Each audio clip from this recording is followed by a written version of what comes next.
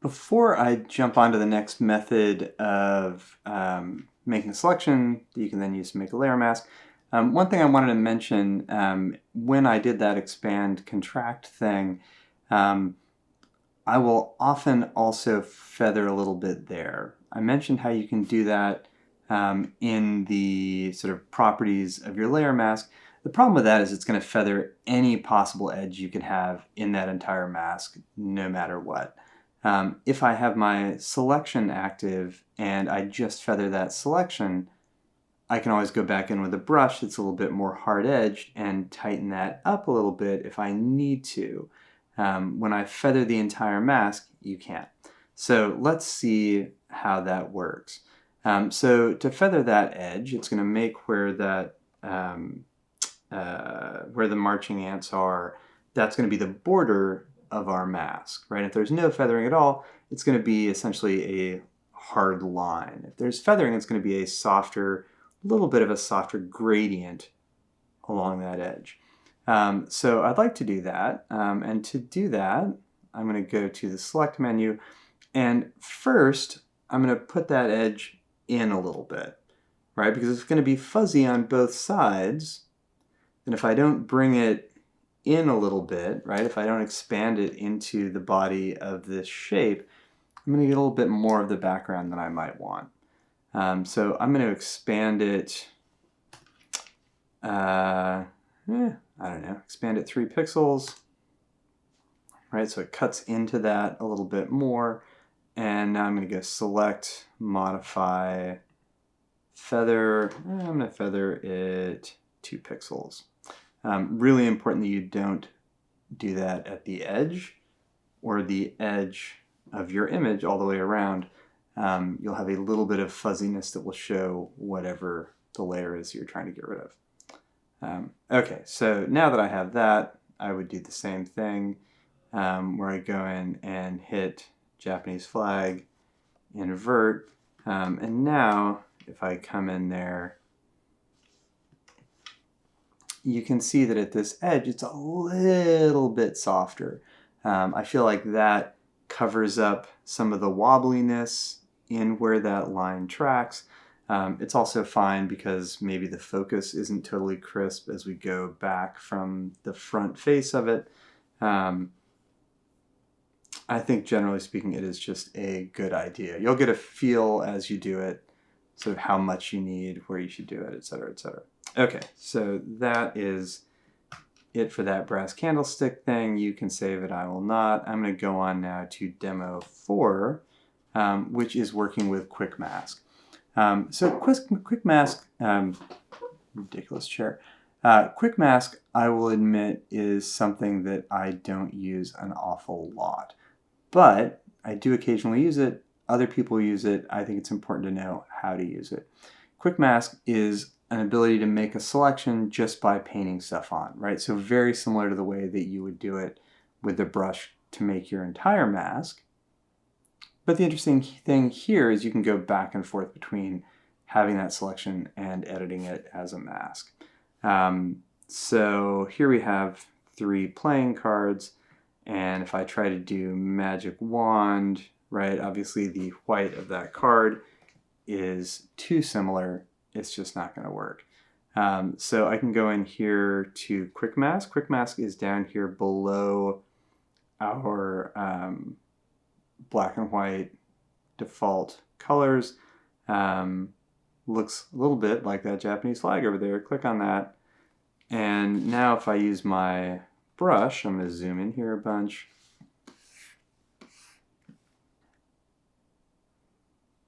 Right, I can paint in where I want that mask to be.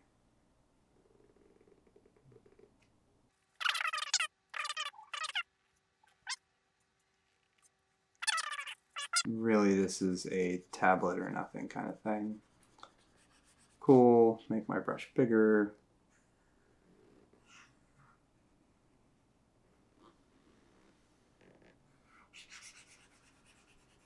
Bloop. Now come back here to Quick Mask, click it off again, and that mask is transformed into a selection. have your layer that you want to be doing the masking off on, click that Japanese flag, and again I need to hit invert, and now it has gone ahead and hidden everything around it. I can make a nice solid color fill, drop it down below my layer, call my layer 3 of hearts, and we're good. Again, and once you make a layer, put a mask on it, you can, just like every other layer mask known to man, I can come in here, make sure that I'm on, right, click there, on that actual layer mask and not on the layer itself, and then I can edit it down a little bit. Okay, so that's quick mask. Not something you'll use a lot, but it's really important to know that it's out there because there are situations where it will be really helpful to be able to come in and work on your selection with the brush and then jump back to having it be a selection. All right, I'm going to close that out. You can save it. I will not. The last one that we have here, and just make sure I'm not doing anything stupid. There we go. The last one that we have in here is Object Selection Tool. Now, Object Selection Tool is a relative newcomer to Photoshop. And to my mind, it's gotten so much better in the last couple of iterations. I used to be pretty hesitant about using it. It does something that I would love to be able to use all the time, right? I'm constantly taking pictures of paintings on walls and needing to cut those paintings out. And it just wasn't good enough. And now, finally, I feel like it really is, which is fantastic, saves me so much time. So what the Object Selection Tool does is that it looks at things, tries to figure out if they're all one part of one thing, and if they are, it selects them. How does it do that? Magic? It's not like the magic wand where it's comparing two pixels and seeing how close they are. It's really doing a more holistic analysis of shapes and edges, right? Rather than is this pixel like that pixel, it's like where are all these things joining up? Is there sort of a line that traces around it? Are they similar enough that I can assume they're probably all one thing? It's not perfect, but it's often pretty good. So let's take a look at it. To get to it, it's right here, nestled, docked with the magic wand. So click and hold, Object Selection Tool.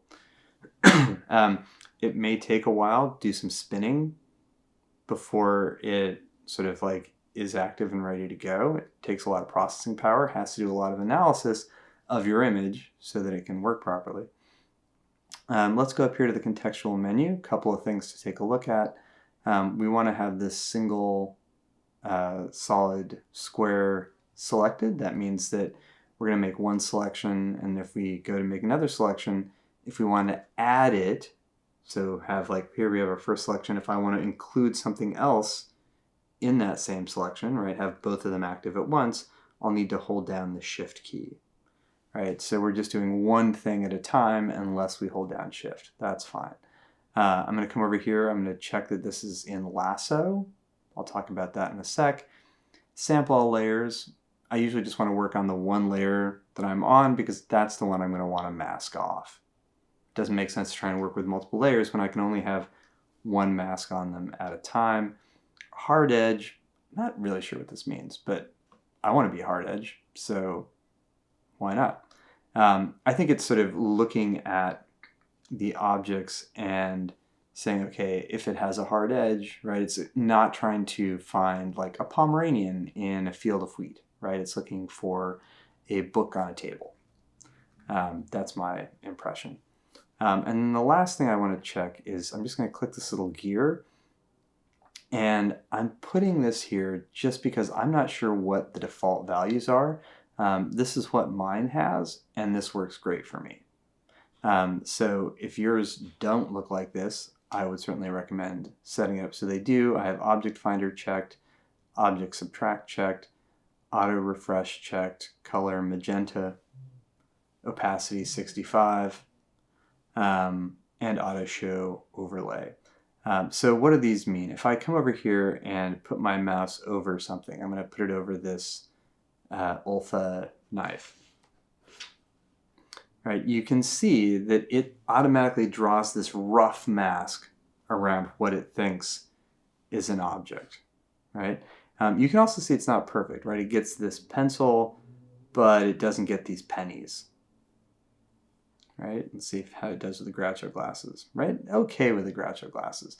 Remember, this is a preliminary mask, so there will be things in it that it would probably pick up if I actually clicked and had it make the selection, right? I don't think it's going to leave that hole in there, but I wouldn't be surprised if maybe it didn't realize that was an opening. But let's go down here to this knife and we will click on it.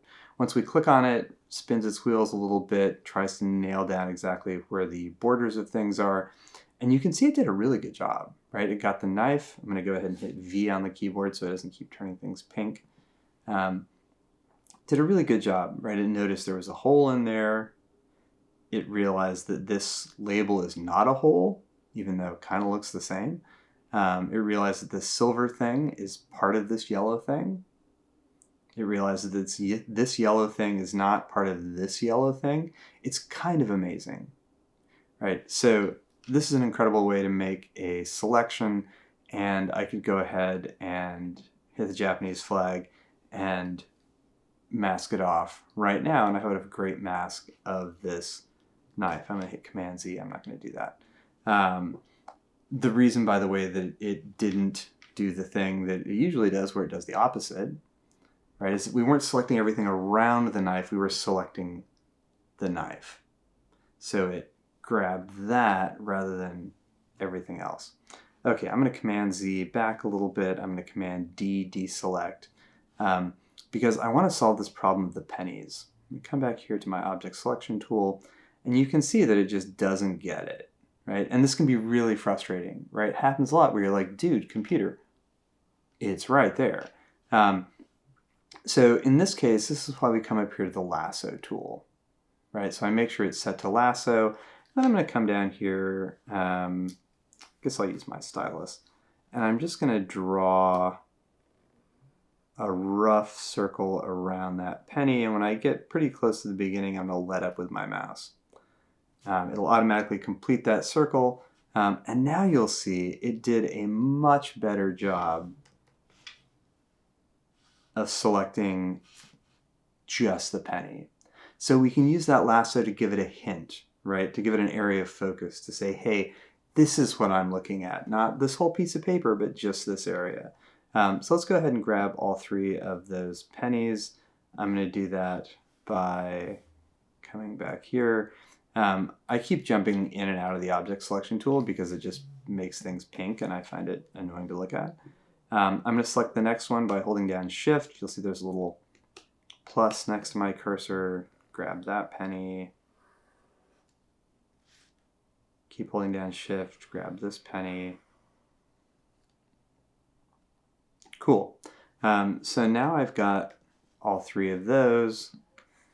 I want to grab the knife again, so I'm going to hold down Shift, right? Come over here. I don't need to draw anything, right? We already noticed that if I just click on it, it's good. I just want to hold down Shift, so it's going to add it to the selection that I already have. Those other three pennies. Boop. And I'm going to come over here to my layers palette, hit the Japanese flag, hit V on the keyboard so I can stop having it select things. I'm going to go ahead and drop a solid color in there. Give it light blue, why not? Drop that below. And now we're good to go, right? So that was much easier. I'm going to hide that mask by holding down Shift and clicking on it. Much easier than trying to magic wand around this, right? Wouldn't work. Different colors, shadows, nightmare. Painting the whole thing, right? Total pain in the tuchus. By using that object selection tool, we were able to get those 4 things isolated pretty quickly. If you're working in e-commerce, right, you don't want to spend any more time with that garbage than you absolutely have to. This is a godsend. So we'll look a little bit later at some other things that we can do. The pen tool, it'll be a little bit more precise. But right now, those are 3 ways to do it, right? So we had the magic wand, we had the quick mask, and then we had the object selection tool. So there you go. There is a perhaps more exhaustive than you want introduction to layer masks and how to do pixels, hiding and showing stuff. I'm going to briefly talk about the homework, and then we will be free.